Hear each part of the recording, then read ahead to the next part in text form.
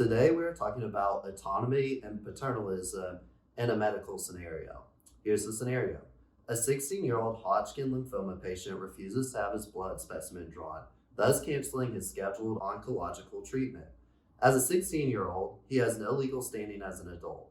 His parents are split over his decision. One supports his right to choose, the other wishes the specimen to be drawn and the chemotherapy reinstated. The physicians at the hospital are seeking legal redress to have the court order the blood specimens to be taken.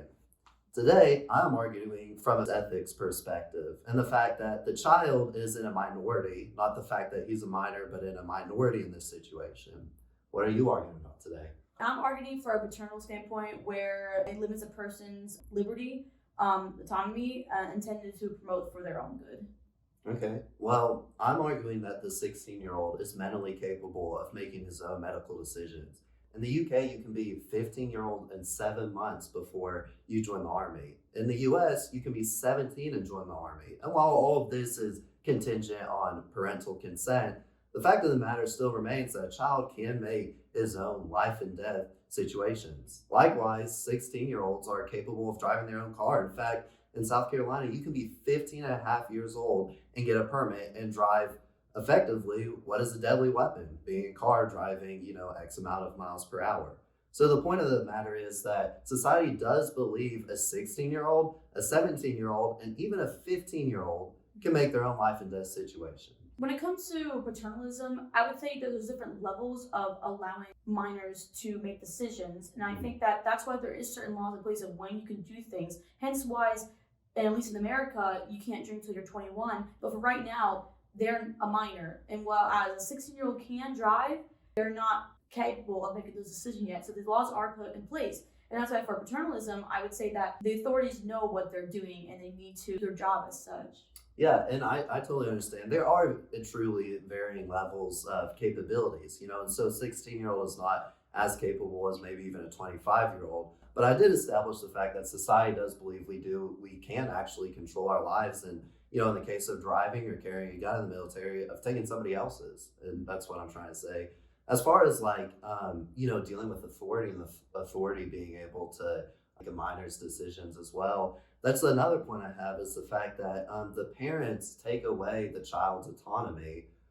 Furthermore, they can also stunt his moral development. A big thing in feminist ethics, critical race theories, everything that deals with minority suppression is the fact that people who can't listen to their hearts and have to listen to their minds, they often do that for fear of subjection. I'm afraid of feeling this way because of this consequence, whether it's from my parents or maybe the laws in this scenario, this child, the 16-year-old child might be afraid of repercussions from the parent who disagrees with them because he doesn't feel that he can follow the way he feels and he has to be told how to feel. So really the parents undermining his autonomy severely injures possibly his moral development and the fact that he doesn't feel that he can feel anything and he just has to be thinking all the time.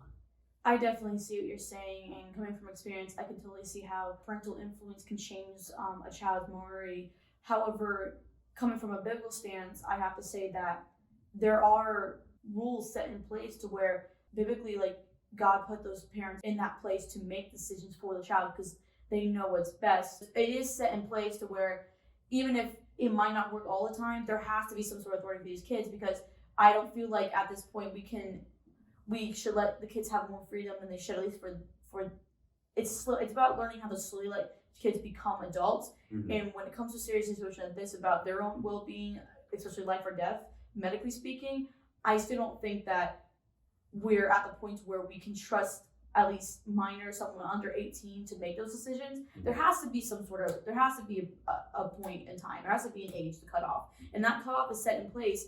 And everything else that involves around it, legally being an adult, changing these things up, because a lot of things revolve around the person being an adult and what they can and cannot do. It's not going to be perfect 100% of the time, but adults are there and put in place for the time being to make those decisions. Well, responding to your biblical comment, contextually back in ancient times, children were allowed to marry, in fact, before 18, and in many cases, it was encouraged. Now, should we be like that today? No, but the fact is, parents let children make decisions like marriage at a significantly younger age. I mean, in like 13 and 14. Now, while I don't sanction that, and I'm not entirely sure if that was the case in the biblical Jewish setting, the fact still remains that because people's lifespans were shorter and the importance of reproducing earlier was much more vital. So I still think that even, Old Testament Hebrews could, they obviously let their children make large decisions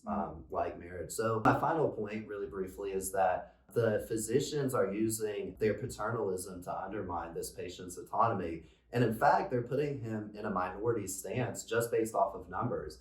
You have the physicians, you have the one disagreeing parent, and now you have the law all trying to undermine the autonomy of this 16-year-old. And I just don't think that's correct. They're basically ganging up on him with numbers to take away his choice. Mm-hmm. I see what you're saying, where because of being put into a minority position, they undermine his own autonomy. And maybe it should, because a 16-year-old does have a lot of knowledge, but how old is to know when a kid knows what's best for themselves? Is it 12, 13, 16? A lot of things are already put in place to where 18 is where you can make those decisions. And while we do allow kids at 15 and 16 to drive, maybe it's because driving an automobile is something they can handle or not.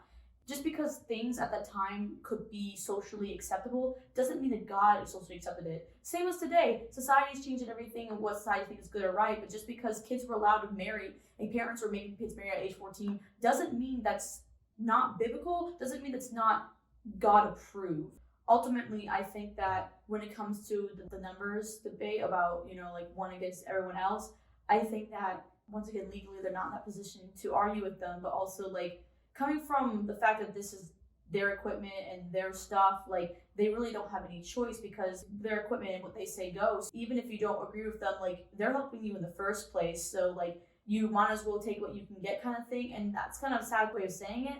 But I think ultimately justice, if they weren't using their power for good, if doctors and physicians, they weren't actually treating people they should, I think eventually, humanity and justice will correct that. But right now, these things are put into place because they work, and these situations, while they happen, they'll happen too often because it works. Well, that's our discussion on autonomy and paternalism. Thank you for talking with me today. That was a great debate. It was a really good debate. Yeah. I liked it a lot. All right. Well, y'all have a good day. Bye.